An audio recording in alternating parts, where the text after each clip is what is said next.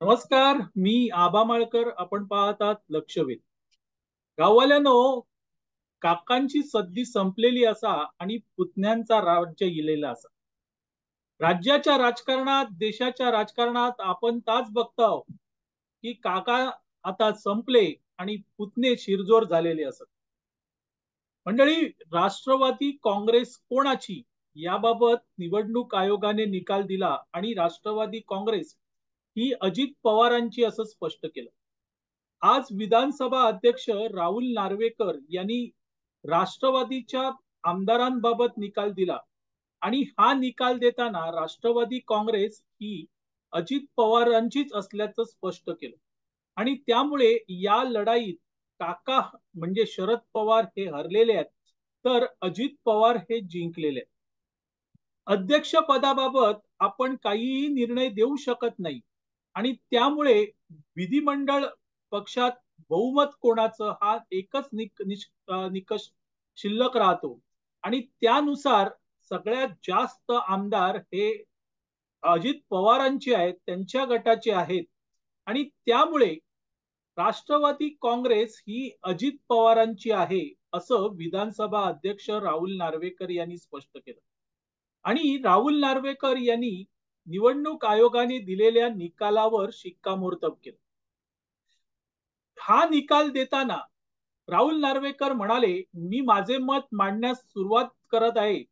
या पक्षात कुठलीही फूट पडलेली नाही, मात्र तो गट तयार झालेला आहे. प्राथमिक स्तरावर मी पक्षीय रचना, घटना, विधिमंडळ बळ या त्रिसूत्रीवर मत नोंदवण्यात आहे. मंडळी, पुन्हा एकदा पुतण्याची चाल यशस्वी ठरलेली आहे. अजित पवारांनी वेगळी चूल मांडली.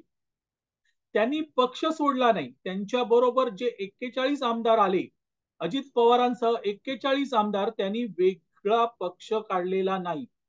उलट ते पक्षातच राहिले आणि त्यामुळे पक्ष फुटलेला नाही या संज्ञेला बळ मिळालं. कुठलीही पक्षात फूट पडलेली नाही आणि त्यामुळे 10वे परिशिष्ट इथे लागत नाही, असंही विधानसभा अध्यक्ष राहुल नार्वेकर यांनी स्पष्ट केलं. जर पक्षात फूट पडली असेल तर 10वे परिशिष्ट लागतं, पण इथे कुठलीही फूट पडलेली नाही आणि त्यामुळे 10वे परिशिष्ट इथे लागत नाही, हे राहुल नार्वेकर म्हणाले. राष्ट्रवादी काँग्रेसची घटना सर्वात महत्वाची आहे. दोन्ही गट त्याला बांधील आहेत. 3 जून 2023 ला या पक्षात फूट पडली. अशा वेळेस पक्ष नेतृत्वाबाबत पक्षाची घटना काय सांगतं हे महत्वाचं आहे. तेच या ठिकाणी आपल्याला दिसून येतं. विधानसभा अध्यक्ष म्हणतात की फूट पडलेली नाहीये आणि ज्या वेळेस फूट पडलेली नसते त्यावेळेस अध्यक्ष पदाबाबत 2 निर्णय होतात आणि या ठिकाणी 2 हे झाले की अजित पवार अध्यक्ष की शरद पवार अध्यक्ष, हा महत्वाचा प्रश्न होता आणि त्यानुसार घटना बघितली गेली. पण विधानसभा अध्यक्ष सांगतात की घटनेनुसार अध्यक्ष कोण किंवा त्याचे निकष काय हे स्पष्ट होत नाही आणि त्यामुळे मी तो मुद्दा बाजूला केला आणि शेवटी उरलं ते म्हणजे पक्षीय बलाबल. म्हणजे विधिमंडळ पक्षाबाबत कोणाचे आमदार जास्त आहेत हे उरतं आणि तिथे अजित पवारांचा विजय झालेला दिसतो. 53 पैकी 41 आमदार हे अजित पवारांबाबत बरोबर आहेत आणि त्यामुळे त्या निकषावर हा निर्णय आपण देतो, असं राहुल नार्वेकर यांनी स्पष्ट केलेलं. त्याचप्रमाणे एनसीपीच्या घटनेनुसार जी जी घटना आहे त्यानुसार 16 कायमस्वरूपी सदस्य आहेत, मात्र पक्षाची घटना कायमस्वरूपी सदस्यांना परवानगी देत नाही.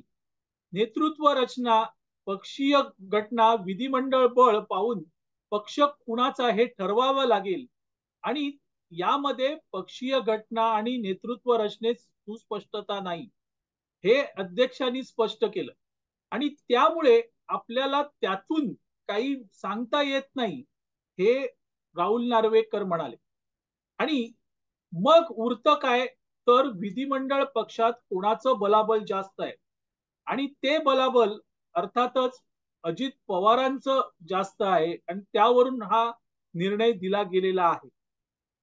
आता मित्रांनो, एक गोष्ट लक्षात ठेवली पाहिजे की हा जो निर्णय विधानसभा अध्यक्षांनी दिलेला आहे, हा निर्णय जसा शिवसेनेचा बाबत दिलेला होता त्यापेक्षा थोडासा वेगळा आहे. शिवसेनेच्या घटनेमध्येच अडचण होती. ती घटना निवडणूक आयोगाला सादरच केली गेली नव्हती. हा तिथे अडचण होती, पण इथे घटनेबाबत साशंकता नाहीये. पण पण अध्यक्ष पक्षाचे अध्यक्ष याबाबत साशंकता आहे आणि त्यामुळे तो मुद्दा अध्यक्षांनी बाजूला ठेवला आणि मग उरलं ते म्हणजे विधिमंडळ पक्षीय बलाबल. त्यावरून हा निर्णय गेलाय. थोडक्यात काय, तर हा निर्णय अजित पवारांच्या बाजूने लागलेला आहे. आता यावर शरद पवार यांचा गट सुप्रीम कोर्टात जाणार हे निश्चित आहे.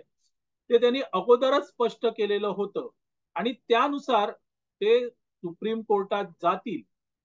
पण एक विचार करण्यासारखी गोष्ट आहे मित्रांनो, की ज्या वेळेस अजित पवार होते किंवा अजित पवार यांचा गट बाजूला झाला, त्यांनीही वेगळा पक्ष स्थापन केला नाही.